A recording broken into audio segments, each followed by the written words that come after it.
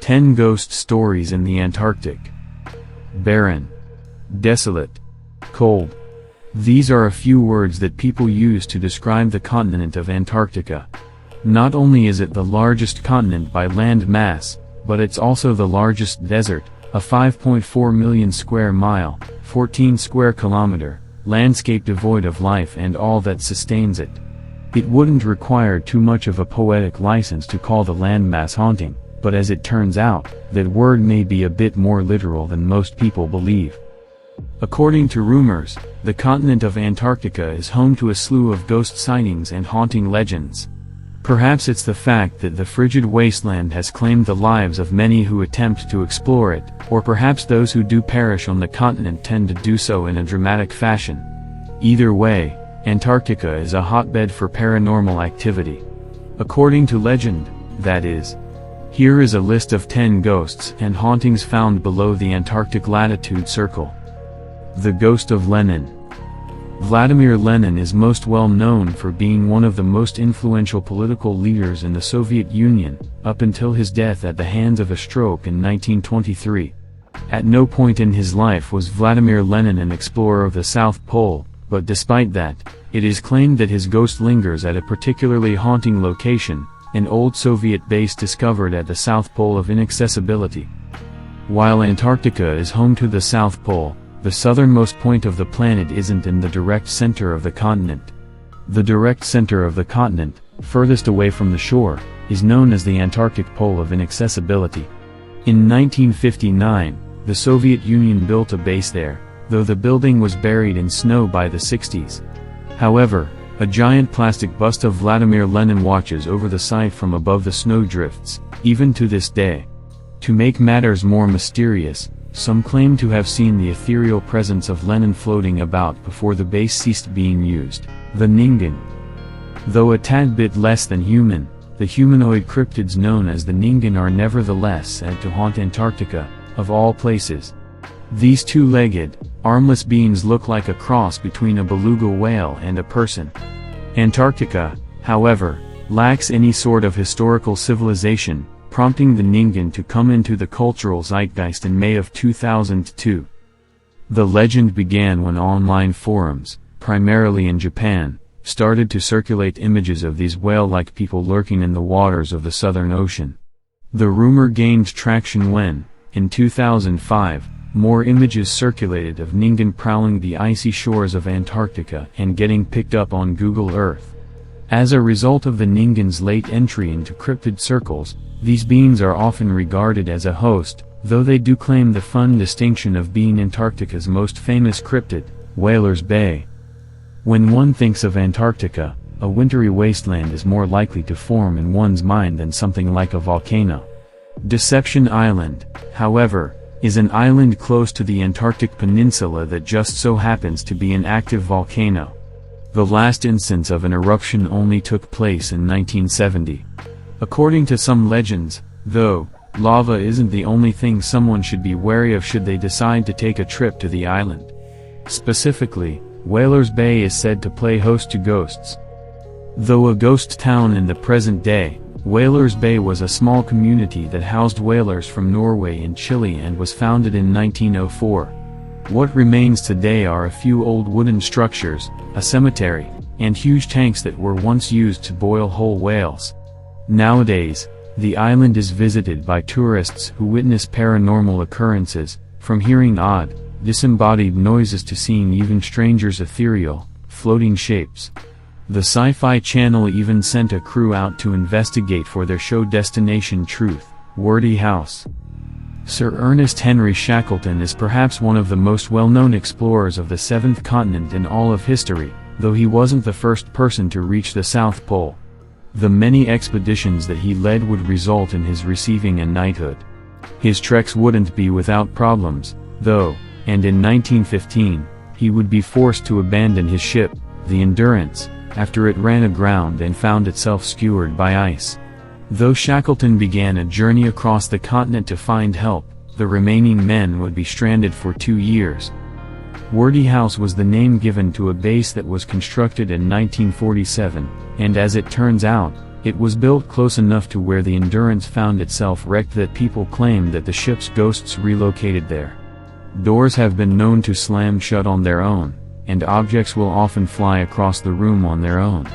And some who enter the building report a strange, menacing presence watching over them. Air New Zealand Flight 901.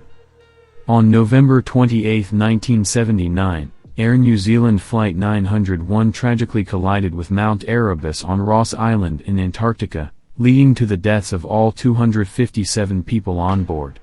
This would later be known as the Mount Erebus disaster. The crash of the sightseeing plane is still New Zealand's deadliest accident to this day, though the Antarctic scenic flight industry would recover afterward. McMurdo Station, operated by New Zealand personnel, is Antarctica's largest established base and also happens to be located on Ross Island. Some claim, however, that the restless spirits of Flight 901 have coalesced at the base, leading to reports of poltergeist activity similar to the Wardy House. Others also claim that the actual location of the crash site itself is haunted. People claim to hear disembodied voices crying out, and others report seeing footprints form in the snow all on their own. The Operation Tabarin Base. The aforementioned Deception Island was more than a mere home for whalers. Even though the community would be abandoned in the years before World War II, the British Navy would reappropriate the area to use throughout the war. Though the use of the base was quite short-lived, the British Navy would nevertheless build one for Operation Terrabin to keep a stronger hold on the Falkland Islands. Though the British bases would later be repurposed for scientific research, a volcanic eruption in 1967 would destroy a significant amount of the infrastructure on the island, prompting all remaining bases to become abandoned. Like Whalers Bay, the military structures have turned into a sort of ghost town where alleged hauntings occur. The activity mirrors Whalers Bay's ghosts in how it manifests, with people reporting odd noises in the night and the shapes of apparitions moving. Scott's Hut. In 1911, two different exploration teams endeavored to become the first group to ever reach the South Pole. Though the Norwegian expedition, led by Roald Amundsen, would eventually achieve that accolade, the British expedition, led by Sir Robert Falcon Scott, would be met with a different fate. Not only would they lose the race against Norway, but the five-man team would also pass away from falls, frostbite, and general exposure on the way back, including Scott himself.